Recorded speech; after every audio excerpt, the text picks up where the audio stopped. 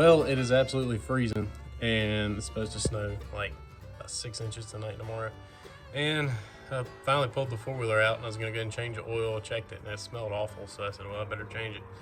And I started draining it, and I was like, it's just too bad. We gotta go ahead. I've been putting this off. I gotta pull the carburetor off and clean the bowl out and check the bowl position and everything, because it's obviously gummed up. And I had this issue last year when I changed it, and honestly I haven't hardly used it at all this year. So we got rid of our hunting lease, and well, we kind of fell out with the guy, and anyway, that's another story. But so I haven't used it this year hardly at all, and last time I used it I checked the oil seemed fine. This time you can just smell it, it's full of gas. And I just drained it, and you can see it's separated gas and oil, and it's ridiculous. So now I've got to pull this carburetor off, and we got to get this thing fixed.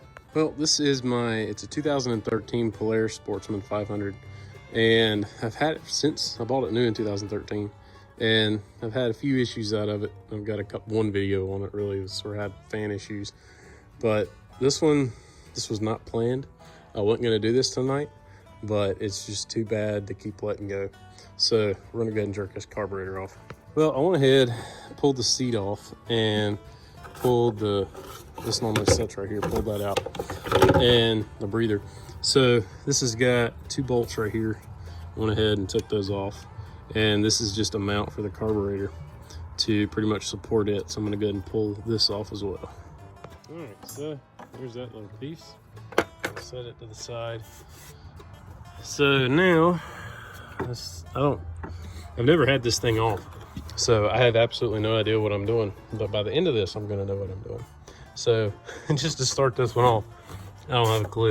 So I really wanna get this breather out of the way, but I really don't wanna have to take all this off. I may have to, probably just for ease. I guess I need to do that, because this is gonna be a pain with that there. Well, I got it out of the way. It wasn't graceful, and I might have broke something.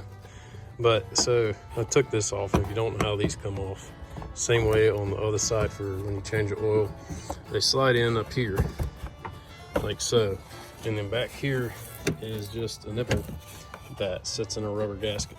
That's all it is to pull that off. Those can kind of be a pain, but now we've got free access.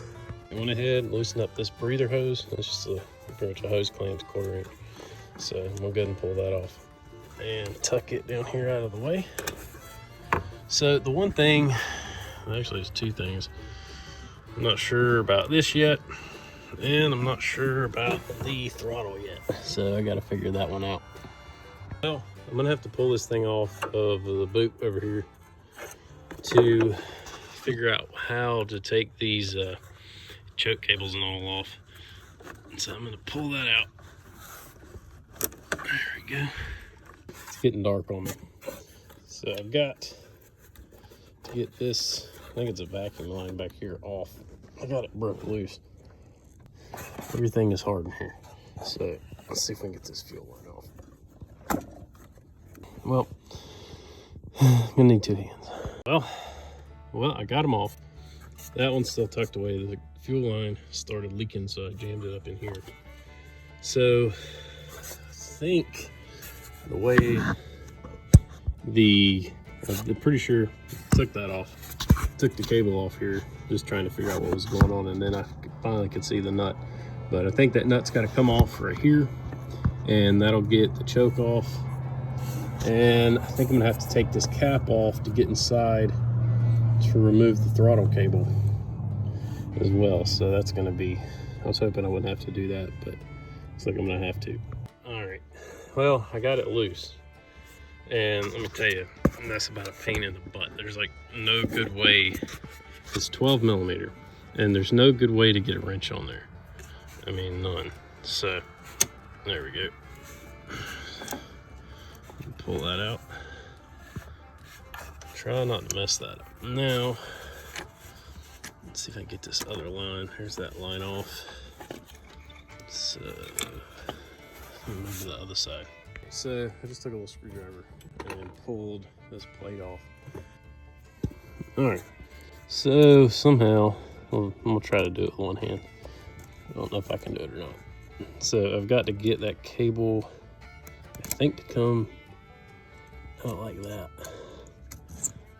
And then that thing, there we go.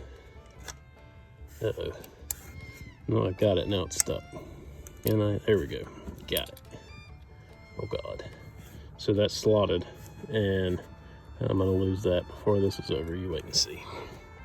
I'm gonna put that over here. So now I've got that loosened up. I think it's like an 8 or something. I used the 5/16. I was able to get it, but I think it's technically 8. Finding little wrenches is like finding needles in a haystack. So, is that it? I think that's it. This thing runs really good. I haven't even ordered a kit. I'm just gonna use some gasket maker, which isn't ideal. But I'm just gonna pull the bowl out, clean the bowl, clean the needle valve. But I'm gonna go ahead and pull that off. Well, let me tell you what kind of nightmare that was. So, if you don't have a impact screwdriver, and you need one, I'm telling you, that thing has saved my butt so many times. I'd already just about give up, wrung this thing off, and then remembered I got one of those. But I mean, the other bolt came out fine, or loosened up fine, but I mean, it just, I don't even know. I just about ruined it, and I don't know what I would have done. I tried to get a pair of vice grips on there. Oh God. I tried to get a pair of vice grips on there, and I couldn't get a pair of vice grips on. So, I mean, I was just battling it. And a lot of times these things are a little too deep for whatever reason. I even took that to the little grinder, ground the tip down a little bit so it fit a little better. But I mean, there was no hope. It was not gonna work. So, by gosh, that thing got it in about 2 whacks. Well, let's see what kind of mess we got.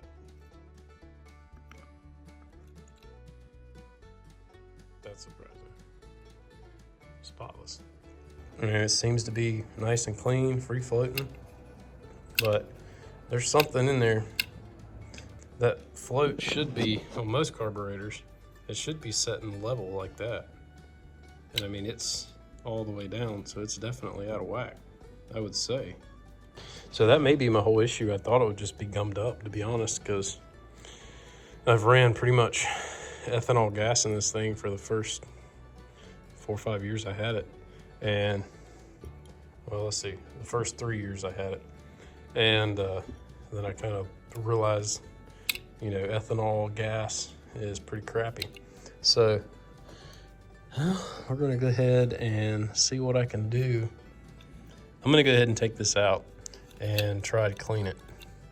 I gotta figure out how to get it apart first though. That's gonna be the interesting thing.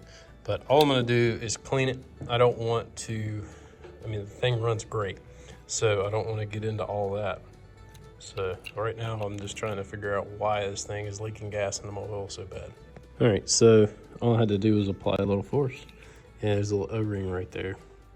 And that pulled right out. So there's not really, normally there is some type of retainer. It definitely isn't like any other carburetor. That is for sure. I'm gonna squirt this thing out really good with some carb cleaner and check that needle seat. If I can get it to focus. I mean, everything looks really good and clean. I think the float's just out of whack. All right, well, I did a little reading, which is sometimes scary. But if you can tell, this thing has a spring. So what you want is this thing not to be held straight up because that spring compresses. So you want to hold it a little on its side, make sure the spring is not compressed, and then you want to take a gauge and measure from the mating surface to the top of the float right here. And you want it between, from what I read, the only thing I could really find was 0.51 to 0.55. So that's what I've got it set at right now, is right at max, which I think was actually 0.54. So that's what I'm gonna go with. But that's why I guess it looked so far down.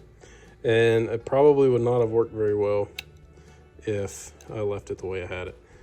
But hopefully, I wish I would have measured before I did that to see, because I don't know if that was my issue or not now. But I'm gonna take this back off and just clean it one more time because I've been messing with it. And then I went ahead and put some of Aircraft gasket maker on there. And this stuff works really good. Just put it on the bowl, let it dry for about 15 minutes, and then I'll put it back together and it shouldn't leak at all. So I've had really good luck with that, and that'll save me a gasket kit. So I'm hoping that's it. All right, so I went back through and measured about 16 different times, and I want to make sure it's right, or at least as close as I can get it. And one thing that was interesting to note was this side was 0.55, this side was 0.53. So depending upon your floats, they're probably not going to be exact. So that way, just kind of keep an eye out for that. And one thing I guess is also important is to keep a little bit of pressure down on that, because you can see as you move that, it does have a little bit of effect. So hopefully it's the right measurement that I found. I really couldn't find much, but I really didn't spend a couple hours trying to find it. But hopefully it will be good. So I'm gonna go ahead, this has been drying for quite a while now. So I'm gonna go ahead and get this put on. All right, and I got it back on, tighten those down. I got them pretty snug. I didn't, really torque them too hard. And you can see I've got a little bit of a little bit of ooze out. There we go. A little ooze out, and I'm good with that. That makes me feel good about it. So really, you're supposed to let this stuff dry for a little bit. I'm pretty impatient and normally never do. So we'll see how that goes. And one thing I didn't mention is this. This is a little drain cock with a little line. And I assume that's what that is a drain cock. But the line, I think I just kind of pulled off. So I've got to figure that one out, find it, and put it back in. And this is a throttle adjustment. I figured that out. That was neat to know. So you learn all kinds of stuff when you just tear stuff apart. But I may squirt that out a little bit. It looks like it's got a little gunk on the butterfly. But so far, it looks pretty good. But we're just gonna go ahead, put it back on, hope it works. All right, so I got this back in, and one thing to note is if you look at this little brass piece, this slot, one side there's a hole for the little end to fit in. And I'm gonna not have any gas in this thing by the time we're done. But I used my little pick and got the cable back around. It wasn't too bad. It was easier to get on, I believe, than it was to get off. So I'm gonna go ahead and tighten this cable up. Well, since that O-ring was messed up to begin with, I went ahead and put a little bit of that ATV gasket maker on there.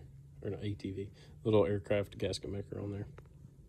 All right, well, I got her all put back together and got all my cables in. And one thing I did add is a fuel cutoff. I cannot find one anywhere on this thing. And this is something I like to have on anything that's carbureted. And it's probably would have never been an issue because I would always cut, the fuel off every time I parked it and knew it was going to be parked for more than a week or two. So now I can cut the fuel off, keep it running, just take the seat off, cut the fuel off, keep it running, let the carburetor run out of fuel. And that's going to do two things. It's going to keep this from happening again, even if the fix didn't work, which hopefully it did. And it's also going to keep this carburetor a lot cleaner, a lot longer if I run it out of fuel for quite a long time. Keep constantly doing that every time I know I'm going to park it. So hopefully this is going to be a long-term fix. And well, hopefully that's a long-term fix, and hopefully this is a backup, but it's going to also keep it clean as well. All right, well, got it all back together. Went ahead and changed the oil and put fresh clean oil in it and cranked right up. So this thing has always seemed idle, just a touch slow. That's about touch slow, because whenever it's cold, it's hard to keep going every once in a while. So I'm gonna turn this screw right here. I'm gonna play with that and just get it bumped up just a little bit. But I think we're good. All right, I bumped it up just a touch, about maybe an 1/8 turn, and it's just enough to make it just kind of run a little smooth, it sounds like. So I think that's gonna be good. Well, it's been a little bit, and I wanted to run the four-wheeler and kind of test it out and make sure I had the float set right and it ran good. Mainly uphill is the big thing, and I ran it quite a bit over the weekend with all the snow and everything, dragging my little girl around on the sled and just running back and forth. And it ran flawlessly. So I'm still not sure if we fixed the issue. Hoping we did, but I know the cutoff will definitely stop it. So even if there's still something in there, or even if the needle is not quite 100% and letting a little gas creep through, the cutoff will definitely stop it. So my goal is, it really wasn't to fix it 100%. So it was kind of last minute, and I wish I would have planned it out a little bit better. I've known it's coming. I knew it was going to happen, but I've had so much going on, and I just haven't been able to get to it. I haven't been able to really sit down and think about it. I've had so much other stuff going on. I've been doing a whole skiff build series and work and everything else. So that's pretty much, that's what I'm going to do, and hope it'll work good. So, and if anything happens later down the road, I'll put an update either on Instagram or I'll do another video or something. But for right now, I think we're good. It ran great, and hopefully it's fixed it for long term. So I appreciate everybody watching. If you haven't seen the other four-wheeler video that I did on fan issues, I had a fan going out and it was overheating, and I had all kinds of stuff. So I tried to do an in-depth video, and I think I might have went a little bit too in-depth, but because it turned out to be pretty long. But if you ever have any issues with that, just know I've got one out there if you ever need it. So appreciate everybody watching. Please subscribe. And again, I'm no expert, so that's I don't like doing videos on how-tos as much as just what I'm doing. I never want to lead anybody astray. So appreciate everybody watching. Please subscribe, leave a thumbs up.